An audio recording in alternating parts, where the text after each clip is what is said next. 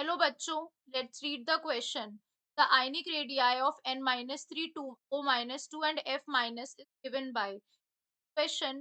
The key concept is ionic radii.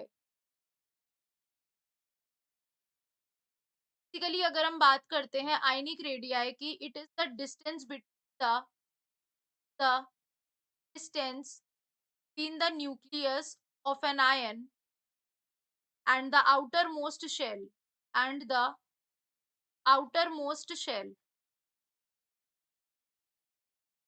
हम कहते हैं आयनिक रेडियाई।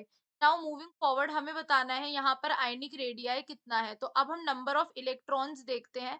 नाइट्रोजन के आउटर मोस्ट शेल में पाए जाते हैं 7 और यहाँ -3 है तो हम उसे ऐड कर देंगे 10 इलेक्ट्रॉन।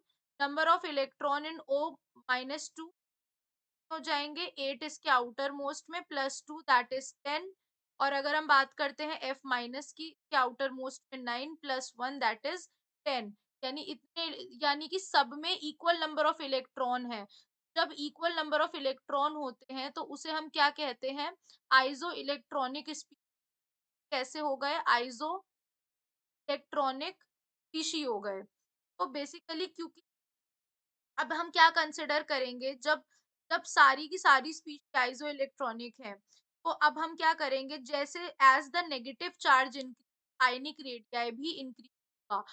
का जितना ज्यादा नेगेटिव चार्ज होगा उसका आयनिक रेडियाई भी उतना ही ज्यादा होगा। ठीक है, तो यानी on going on the period, यानी कि क्या हो रहा है वो, अगर हम यहाँ पर देखें, नाइट्रोजन सबसे पहले आता है, फिर उसके बाद ऑक्सीजन और फिर फ्लोरीन। ये -3 में दिया है, ये -2 दिया है, ये माइनस में। सबसे बड़ा चार्ज नेगेटिव का किसका है, as the negative charge increase करेगा वैसे ही क्या होगा, हमारा आयनिक रेडियाई भी इंक्रीज करेगा। तो सबसे हाईएस्ट किसका होगा, n-, then this and then this.